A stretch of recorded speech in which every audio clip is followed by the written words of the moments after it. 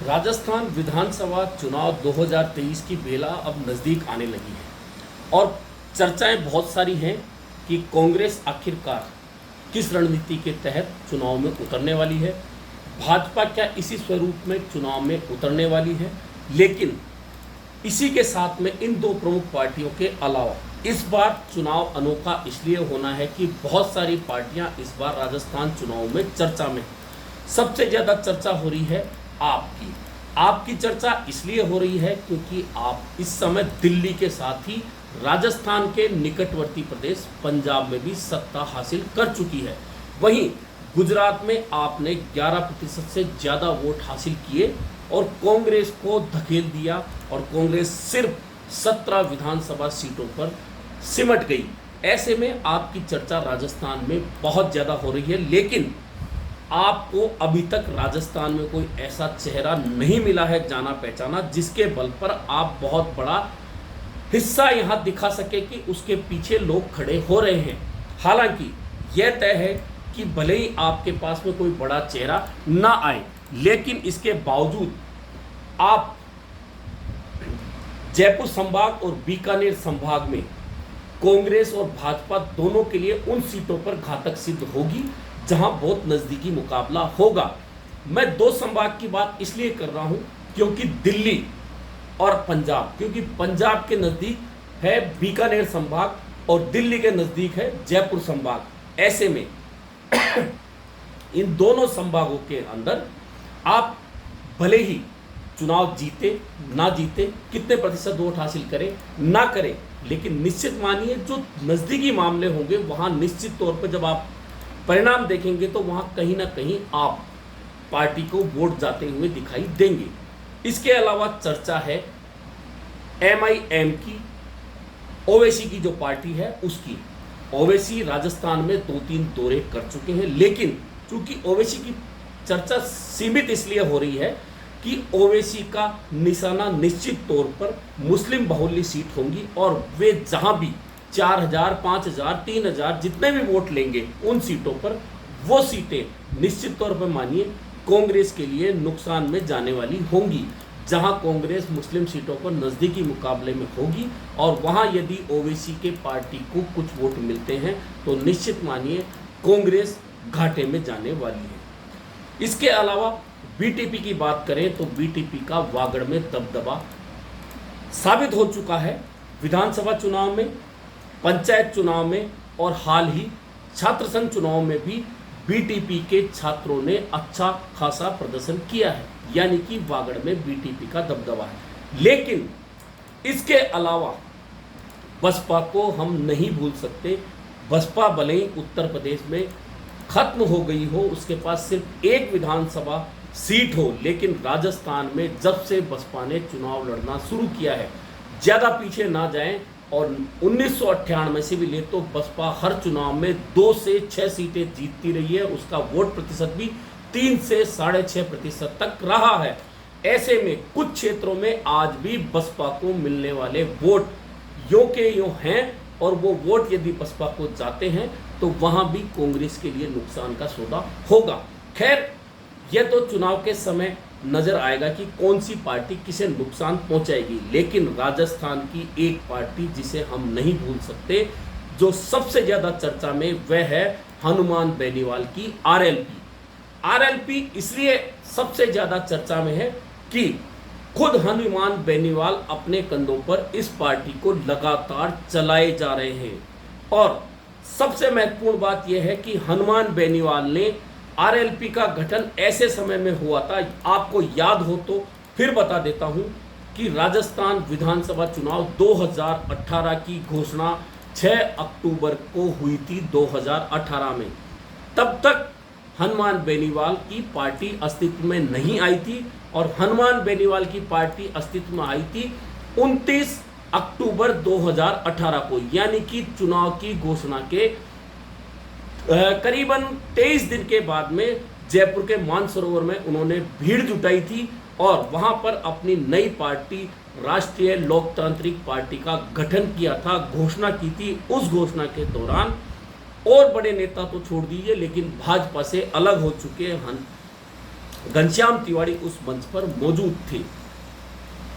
तो सबसे महत्वपूर्ण बात तो यह है कि हनुमान बेनीवाल ने अपनी पार्टी का गठन राजस्थान विधानसभा चुनाव 2018 की घोषणा के बाद किया और वे जब मैदान में उतरे उन्हें 3 सीटें हासिल हुई। अब 3 सीटों में भी महत्वपूर्ण बात यह है कि वे 3 सीटें जो थी उनमें से 2 सीटें एससी के लिए रिजर्व सीटें थी, यानी कि मेड़ता और भोपालगढ़ सीटें हनुमान बेनीवाल की पार्टी ने जीती थी। वहीं तीसरी सीट खींवसर जो परंपरागत रूप से हनुमान बेनीवाल की सीट थी, जिस पर वे बीजेपी से और निर्दलीय भी जीत गए थे, वहीं आरएलपी से जीते। और 2019 के लोकसभा चुनाव में हनुमान बेनीवाल का गठबंधन भाजपा के साथ हुआ। तब नागौर लोकसभा सीट पर भाजपा ने अपना उम्मीदवार नहीं उतारा और वहां पर हनुमान बेनीवाल ने जीत दर्ज की कांग्रेस की ज्योति मिर्धा को हराकर। उसके बाद में अब हनुमान बेनीवाल का भाजपा से गठबंधन टूट चुका है और जब खींवसर में उपचुनाव हुए थे वहां से उनके भाई नारायण बेनीवाल विधायक हैं।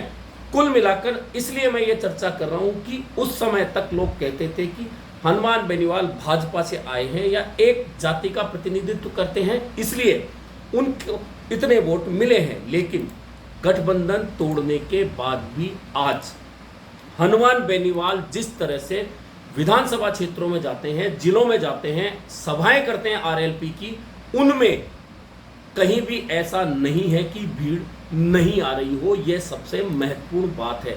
और इससे भी महत्वपूर्ण बात है तो आप 4 विधानसभा उपचुनाव देख लीजिए, उनमें वल्लभनगर, सुजानगढ़ और सरदार शहर, वहां हनुमान बेनीवाल की पार्टी को जितने वोट मिले, यदि उनमें से आधे वोट भी भाजपा के साथ चले जाते तो निश्चित मानिए कि वहां चुनाव में परिणाम का उलटफेर होना तय था। यानी कि उपचुनाव में भी हनुमान बेनीवाल ने अपना दबदबा साबित किया है। ऐसे में मैं फिर कह रहा हूं कि हनुमान बेनीवाल की सबसे ज्यादा चर्चा इसलिए हो रही है, हालांकि हनुमान बेनीवाल पर एक टैग लगता है कि वे एक जाति विशेष की राजनीति करते हैं।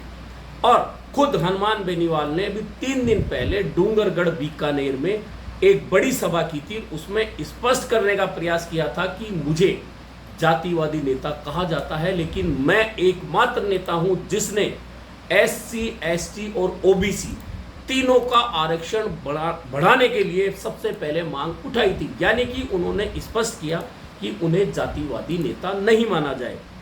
अब हनुमान बेनीवाल की चर्चा में ज्यादा सब पार्टियों से इसलिए कर रहा हूं क्योंकि हनुमान बेनीवाल ने उन क्षेत्रों में भी विधानसभा चुनाव में वोट हासिल किए जहां उनका दबदबा कम माना जाता था। हालांकि मारवाड़, बीकानेर, जोधपुर और बाड़मेर में हनुमान बेनीवाल ने कांग्रेस को बहुत सारी सीटों पर शिकस्त दी तो कहीं भाजपा को पीछे छोड़ा। वहीं जब पंचायत चुनाव राजस्थान में हुए वहां भी ऐसे क्षेत्र टोंक जैसे जिले में भी हनुमान बेनीवाल ने अपने उम्मीदवार जितवाए। यानी कि हनुमान बेनीवाल को एक क्षेत्र विशेष, एक जाति विशेष के साथ जोड़कर नहीं देखा जा सकता और यही कारण है कि उनकी चर्चा है। कहा जा रहा है कि हनुमान बेनीवाल इस बार पिछली बार से ज्यादा सीटों पर चुनाव लड़ेंगे और संभावना यह भी है कि कहीं वे आप एक साथ मिलकर चुनाव लड़ लें। यदि ऐसा होता है तो निश्चित मानिए दोनों पार्टियां जो प्रमुख पार्टियां हैं भाजपा और कांग्रेस, उनके लिए बहुत बड़ी समस्या कई सीटों पर खड़ी हो सकती है, क्योंकि हनुमान बेनीवाल हर सीट पर 5 से 15,000 वोटों तक ट्रांसफर करा सकते हैं उन लोगों के जो हनुमान बेनीवाल के पीछे जबरदस्त समर्थन देकर घूम रहे हैं। इसलिए चर्चा हनुमान बेनीवाल की होनी है, निश्चित होनी है। एक चर्चा इसलिए और कि पिछले दिनों 2 बार हनुमान बेनीवाल ने कांग्रेस की आंतरिक कलह के ऊपर कहा था, सचिन पायलट का नाम लेकर कहा था कि यदि सचिन पायलट गलत पार्टी में है, गलत पार्टी को छोड़ दें, हमारे साथ आ जाए तो मैं कांग्रेस और भाजपा को पीछे छोड़ दूंगा, सत्ता हासिल कर लेंगे। हालांकि यह एक बड़ा बयान था, लेकिन जिसका अभी तक जवाब सचिन पायलट की ओर से नहीं आया है। लेकिन यदि ऐसा होता, क्योंकि अभी ऐसा हुआ नहीं है, ऐसे में होता, ऐसा होता तो वैसा होता, या ऐसा होगा तो वैसा हो सकता है, यह अभी सिर्फ संभावनाओं का खेल है। लेकिन हनुमान बेनीवाल के लिए फिर बात हो रही है कि हनुमान बेनीवाल निश्चित तौर पर राजस्थान के विधानसभा चुनाव 2023 में कम से कम 30 से 40 सीटों पर गेम चेंजर हो सकते हैं। मैं फिर कह रहा हूं कि गेम चेंजर हो सकते हैं। मैं ये नहीं कह रहा कि हनुमान बेनीवाल 30 से 40 सीटें जीत सकते हैं, लेकिन वे भले ही 3 सीटें जीते, वे 5 जीते, वे 7 जीते, वे 2 जीते, अलग मैटर है। लेकिन 30 से 40 सीटों पर हनुमान बेनीवाल गेम चेंजर साबित होने वाले हैं। कुछ सीटों पर वे कांग्रेस को धराशायी करेंगे, तो कुछ सीटों पर भाजपा को धराशायी करेंगे, तय मान के चलिए। लेकिन उनकी भूमिका अभी तक 30-40 की मैं इसलिए मान रहा हूं कि अभी तक उनका किसी के साथ गठबंधन नहीं हुआ है। लेकिन चुनाव में संभावनाएं कभी खत्म नहीं होती। अभी खेल शुरू भी नहीं हुआ है। जैसे जैसे खेल शुरू होगा उसके बाद आप देखिएगा कि कांग्रेस और भाजपा के दूसरे नंबर के नेताओं की सबसे पसंदीदा पार्टी आरएलपी बनेगी। वह इसलिए बनेगी कि मैंने पहले ही कहा था कि आरएलपी बहुत सारे विधानसभा क्षेत्रों में वोट चेंजर यानी कि वोटों को कन्वर्ट करने की क्षमता रखती है। यही कारण होगा कि जहां भाजपा और कांग्रेस से टिकट प्राप्त करने में असफल नेता होंगे, दूसरे नंबर के नेता होंगे, वे सबसे पहले आरएलपी की ओर मुंह करेंगे और वहां कुछ वोट खुद के और कुछ अगर आरएलपी के जुड़ जाते हैं तो निश्चित मानिए कि उन विधानसभा क्षेत्रों में मतदान के बाद जब परिणाम आएंगे तो आप खुद देखेंगे कि हाँ, आरएलपी गेम चेंजर है। लेकिन अभी सब कुछ जल्दीबाजी है। चुनाव में अभी समय है, क्योंकि हनुमान बेनीवाल ने खुद को साबित किया है। विधानसभा चुनाव की घोषणा के बाद पार्टी बनाना, उसके बाद 3 विधायक जिताना, उसके बाद लोकसभा का चुनाव खुद जीतना, उसके बाद उपचुनाव में 30 से 45 हजार तक वोट प्राप्त करना, पंचायत चुनाव में उन क्षेत्रों में वोट प्राप्त करना जहां आरएलपी का अस्तित्व नहीं था, और छात्र संघ चुनाव में भी अपनी उपस्थिति दर्ज कराना बहुत महत्वपूर्ण है। हालांकि सिर्फ इतना होना राजस्थान की राजनीति में बहुत बड़ी बात नहीं है, लेकिन किसी एक नाम पर, क्योंकि हनुमान बेनीवाल अकेले हैं, उनके साथ और कोई भी बड़ा नाम पार्टी में नहीं है। इसके बावजूद यदि वे इस पार्टी को आगे बढ़ा रहे हैं तो निश्चित मानिए 2023 के विधानसभा चुनाव में आरएलपी की चर्चा राजस्थान में तीसरे मोर्चे के दलों में सबसे ज्यादा होने वाली है।